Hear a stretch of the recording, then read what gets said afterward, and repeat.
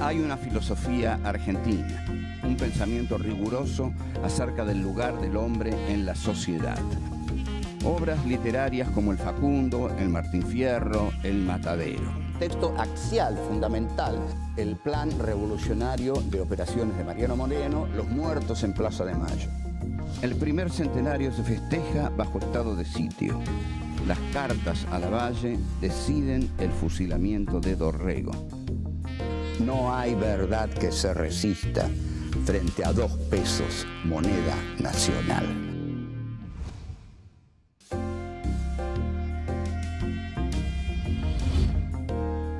Encuentro 10. El primer centenario. 1. El granero del mundo. 2. El gaucho y la identidad nacional. 3. El predominio legítimo. 4. Los festejos y el estado de sitio. En 1910, la República Argentina festeja el primer centenario de la Revolución de Mayo. Consolidados el modelo agroexportador y la centralidad de Buenos Aires, el granero del mundo celebra su riqueza y su inserción en la economía mundial como país productor de materia prima. Para los festejos se organizan desfiles, ferias y exposiciones. La ciudad de Buenos Aires se prepara para recibir visitas ilustres de todo el mundo. Se remodelan las plazas, se levantan monumentos, se embellecen los edificios públicos y se iluminan las avenidas. Sin embargo, los conflictos sociales atraviesan los festejos. El asesinato de Ramón Falcón en 1909 a manos del anarquista Simón Radovítsky, la huelga general declarada por la Fora en mayo de 1910, el atentado en el Teatro Colón en junio de 1910, indican que no todo es orden y prosperidad en la París del Plata.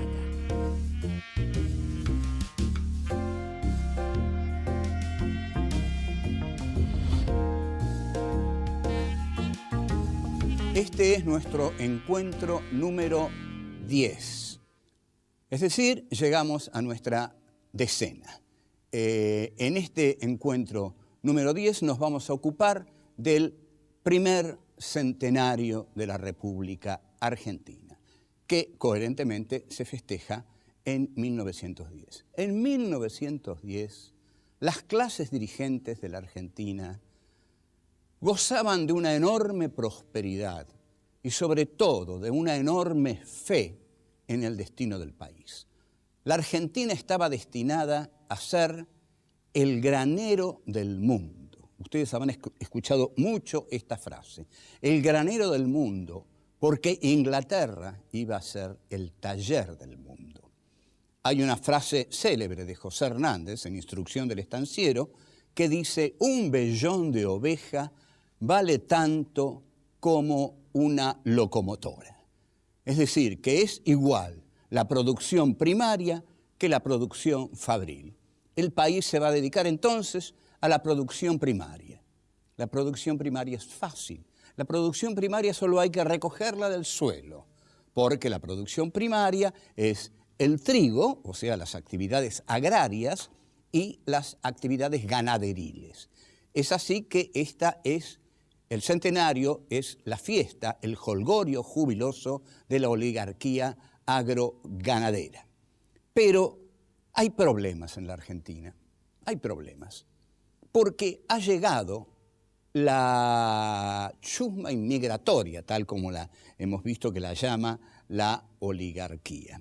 La oligarquía argentina ya había derrotado a los gauchos, ya había derrotado a los indios, pero al hacerlo el territorio queda despoblado y Alberdi larga la consigna: gobernar es poblar, y nunca se casó.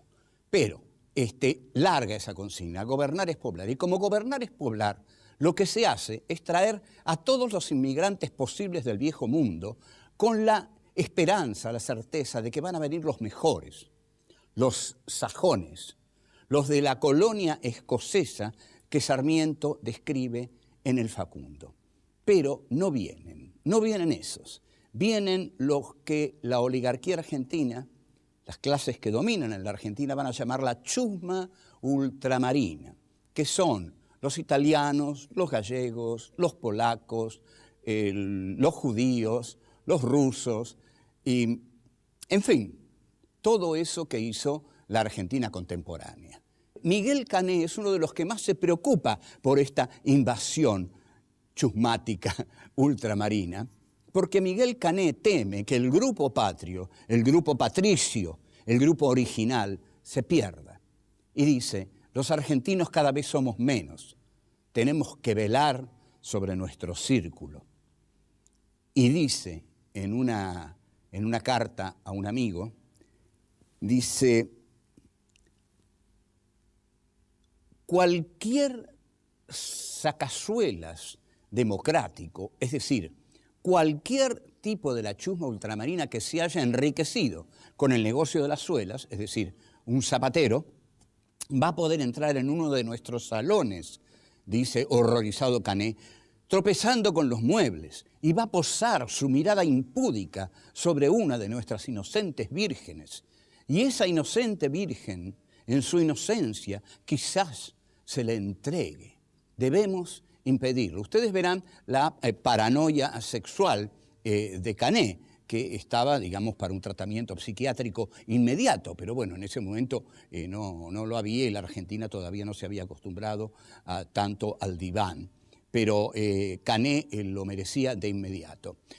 También es muy posible que esa inocente criatura de los salones oligárquicos estuviera muy aburrida de los tipos como Cané, y cuando entrara un tosco, bruto, sacazuelas, se fascinara ante la brutalidad de este tipo, porque quizás la niña inocente no fuera tan inocente como creía Cané. Esto es lo más probable.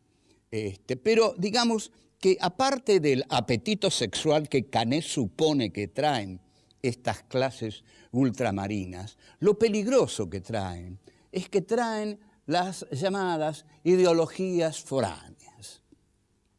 Ustedes estarán hartos, bueno, la Argentina se ha construido denunciando a las ideologías foráneas. Esta vez las ideologías foráneas son el anarcosindicalismo que traen de Europa justamente quienes profesan esta ideología anarquista. Entonces, lo que siente la clase oligárquica que Cané representa es que la identidad nacional se está perdiendo.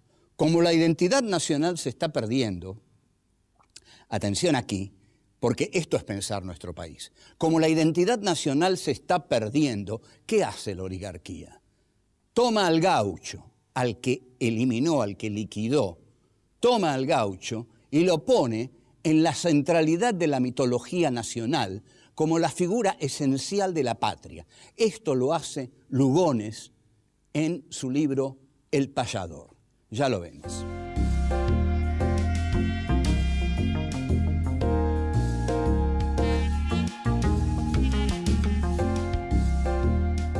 La maniobra que se hace con el gaucho es una maniobra ideológica que hacen las clases dominantes ante la invasión ultramarina. Es decir, vienen todos los gringos de afuera y la oligarquía argentina dice, caramba, con todos estos anarquistas, todos estos gringos que se vienen, vamos a perder nuestra propia identidad, porque además vienen con los sindicatos, fundan la Fora, son peligrosísimos.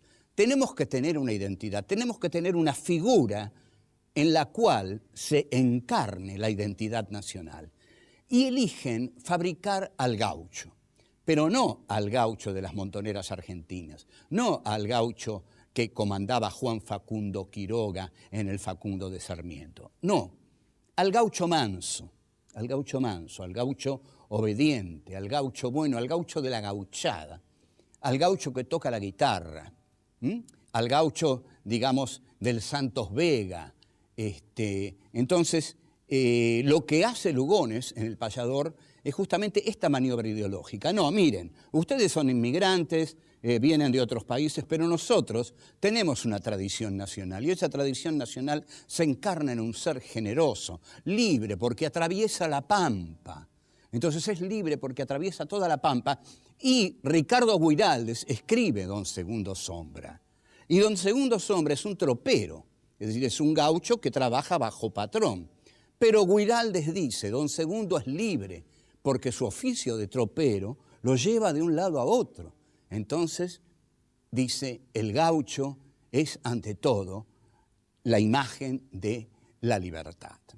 Entonces, esta es la maniobra que se hace. Se odia a los inmigrantes en nombre del gaucho y al gaucho se lo liquidó, se lo exterminó. Pero ahora el peligro son los inmigrantes. ¿Qué se hace con estos inmigrantes? Estos inmigrantes son muy peligrosos. ¿Por qué? Son muy peligrosos porque traen estas ideologías libertarias.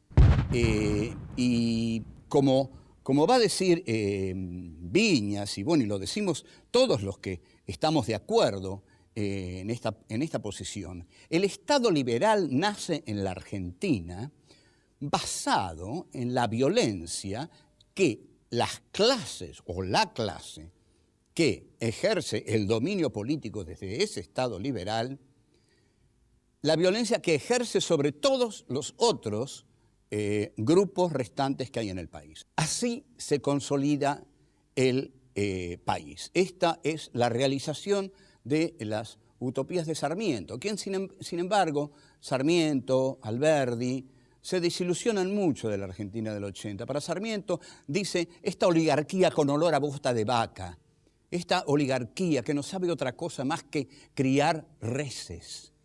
Entonces, Sarmiento muere desilusionado de la clase que él ayudó a llevar al poder.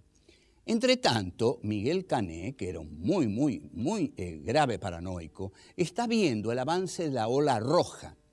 La ola roja es lo que también llaman la hidra internacional. La hidra es un monstruo de muchas cabezas y cada cabeza que se le corta a la hidra vuelve a crecer, ¿no? Esta es la expresión que tienen del socialismo los sectores dominantes. Entonces, no van a hacer concesiones al socialismo porque todas las que han hecho son vanas, al contrario. Viene la ley de residencia y viene la represión. La ley de residencia de Cané es de 1902 y por esa ley de residencia se va a expulsar del país a todo aquel que sostenga ideologías contrarias al ser nacional. La ley de residencia fue muy temida por muchos de los inmigrantes que habían llegado al país porque eran expulsados inmediatamente. Entonces, estos anarquistas que vienen a este país llegan belicosamente, ¿no? Porque los que tienen una ideología realmente anarquista hacen huelgas. Y hay una huelga terrible que es terriblemente reprimida por el policía Ramón Falcón. A su vez, a Ramón Falcón lo revienta con una bomba Simón Radovítsky y Radovítsky es enviado a Ushuaia, pero es ya un atentado muy sanguinario. Jean Lartegui también, que era el secretario de Ramón Falcón, muere y el primer centenario en la Argentina, la oligarquía lo festeja en estado de sitio. O sea, que no lo puede festejar tranquila. Su triunfo requiere el control absoluto de todo el resto de la sociedad. Así no se puede festejar nada. Así el festejo es muy pequeño. Festejar bajo estado de sitio es festejar bajo el miedo.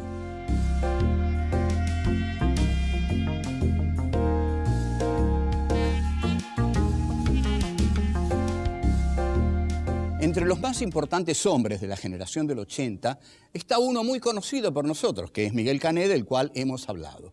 Miguel Cané escribe el texto Juvenilia. Todos hemos leído Juvenilia. ¿Por qué tuvimos que leer Juvenilia de un tipo tan detestable? ¿Por qué nos obligaron durante toda nuestra vida y a todas las generaciones a leer obligatoriamente el texto de un señor que lanzó la ley de residencia, que escribió ese texto sobre los inmigrantes?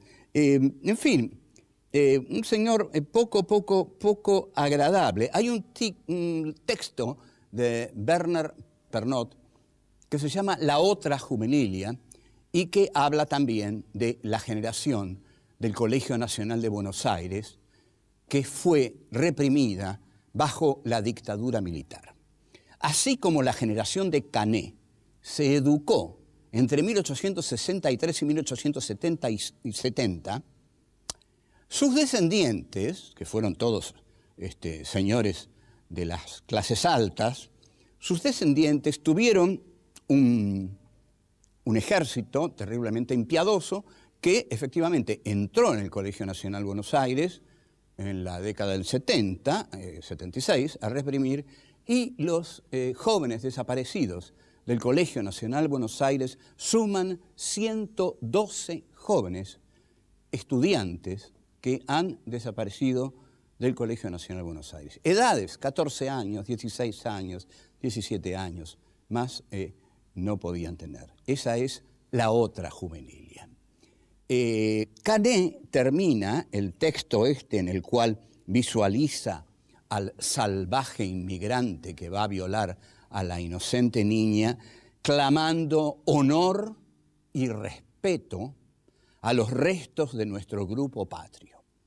Él representa al grupo patrio. El grupo patrio siente que cada día los argentinos disminuyen, porque los argentinos son solo los argentinos patricios, los del grupo patrio. Los inmigrantes que han venido, a eso se les ha prestado la casa, pero la casa tiene dueño. La casa tiene como dueños a los del grupo patrio, a los patricios, que, dice Canet, salvemos nuestro predominio legítimo. Este tema de la casa tomada es muy importante, porque lo que va a tratar siempre las clases hegemónicas, las clases oligárquicas, es de que no le tomen la casa. El momento más terrible de tomar la casa es con el peronismo, cuando vienen todos los migrantes, y luego un momento terrible es el del 25 de mayo de 1973 con el gobierno de Cámpora, pero esa es otra historia.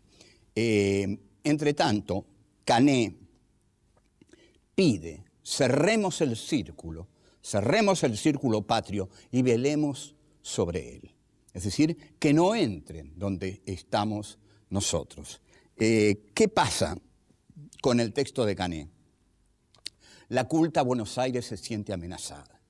Se siente amenazada ahora por la barbárica inmigración. En realidad, la barbarie ha tomado distintos rostros para la civilización en la Argentina. Primero fueron los gauchos federales, después fue la inmigración, la chusma inmigratoria, después fueron los migrantes internos del peronismo, los cabecitas negras, después fueron los jóvenes de la juventud peronista de los años 70, masacrados en los campos de concentración. Y ahora es difícil saber quiénes son, pero se le tiene mucho miedo a algo que se le llama la delincuencia y que en realidad hay que llamar, más que delincuencia, son los excluidos, los marginados, son los pobres que la ambición del capitalismo salvaje de los 90 creó. Es la vieja clase obrera que ya no tiene trabajo y como no tiene trabajo se transforma en delincuencia. Entonces, en lugar de darles trabajo, piden que se los reprima y a eso le llaman seguridad. La oligarquía argentina no era ni siquiera burguesa, no era ni siquiera patricia ni aristocrática. La oligarquía argentina era una clase que había surgido al calor de la abundancia de sus campos. Carecía del dinamismo y la agresividad de la burguesía. La burguesía europea es el ejemplo de una burguesía. La burguesía europea se entrega a la fabricación de máquinas, es el taller del mundo. Es decir, la burguesía europea construye máquinas.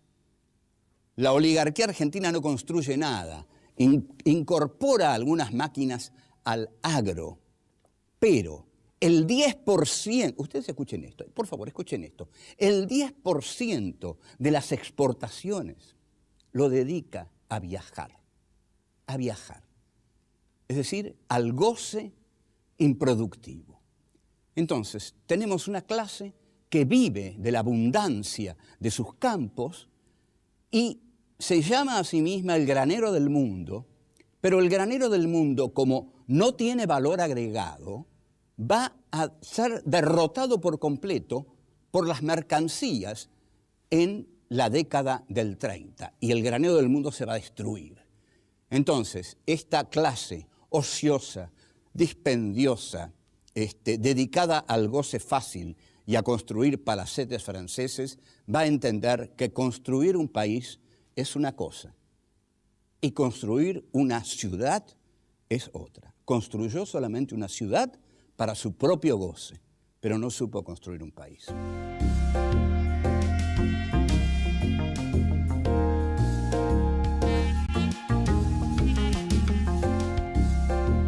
Se festeja entonces el primer centenario.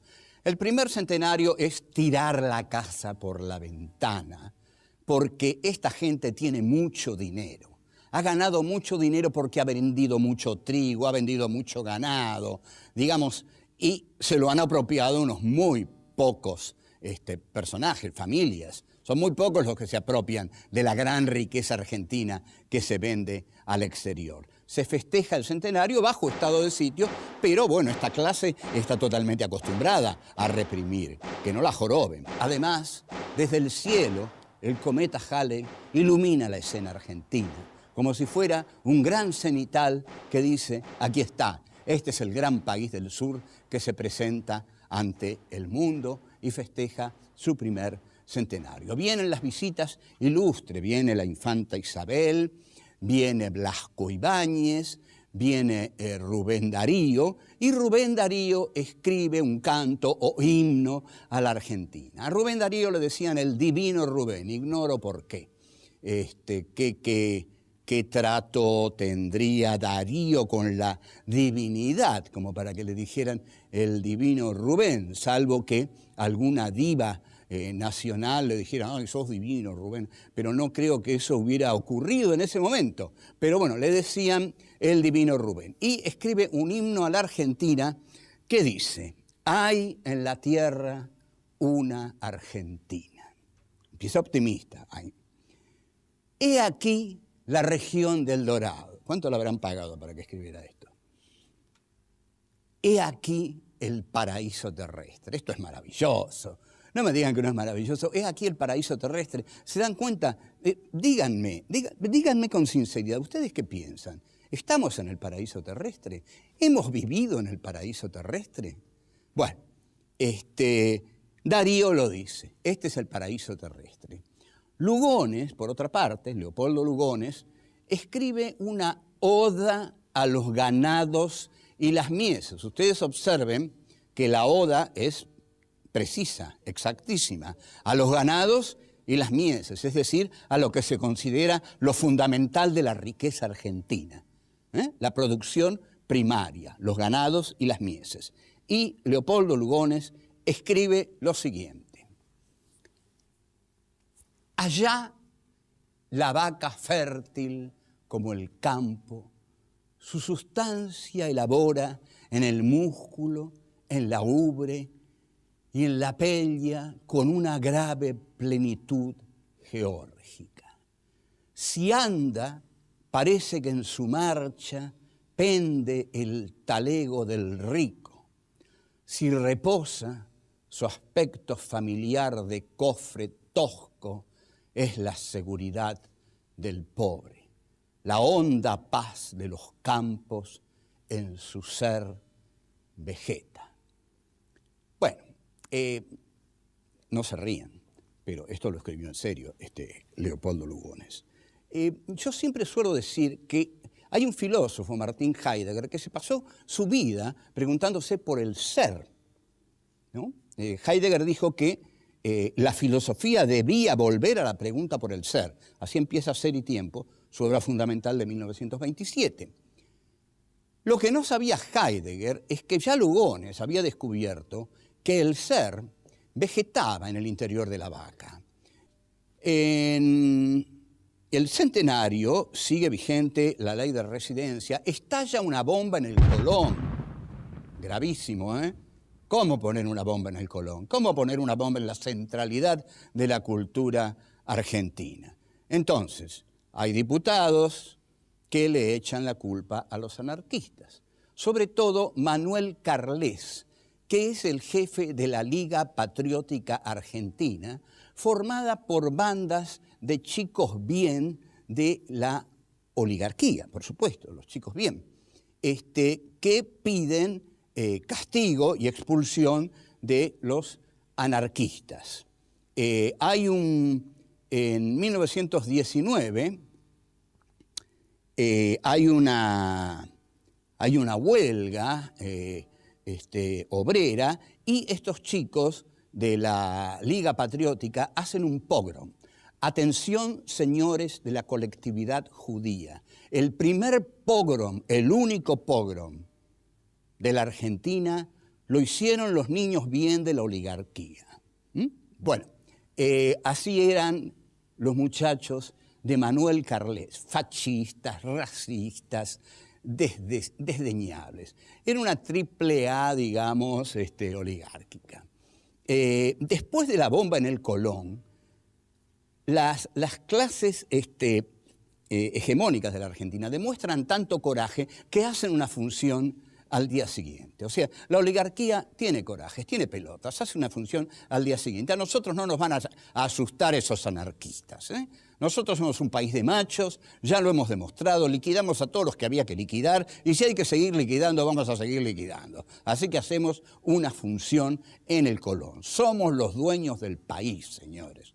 Somos los dueños del país. Esto lo dijo muy claramente un señor un hombre muy del agro, muy de campo, dijo: a mí mi maestra de historia me enseñó que a este país lo hicieron la iglesia, el ejército y el campo. Bueno, eso te lo habrá enseñado tu maestra, pero no es así. A este país lo hicieron sobre todo los gauchos, los pobres, los indios desplazados, los anarquistas, los inmigrantes, los negritos peronistas, y muchos más, y somos muchos más los que lo estamos haciendo con esfuerzo, con pasión, con dolor, con imaginación, haciendo este país doloroso, pero tal vez espléndido también, porque pese a todo lo queremos mucho. Hasta luego.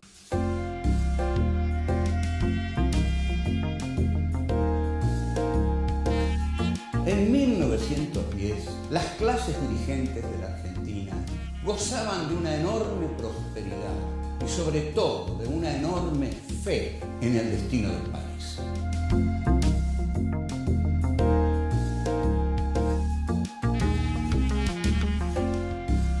Cané pide, cerremos el círculo patrio y velemos sobre él.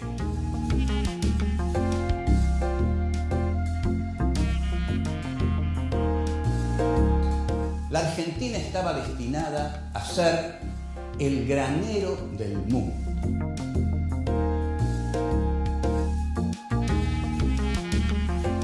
Lo que no sabía Heidegger es que ya Lugones había descubierto que el ser vegetaba en el interior de la vaca.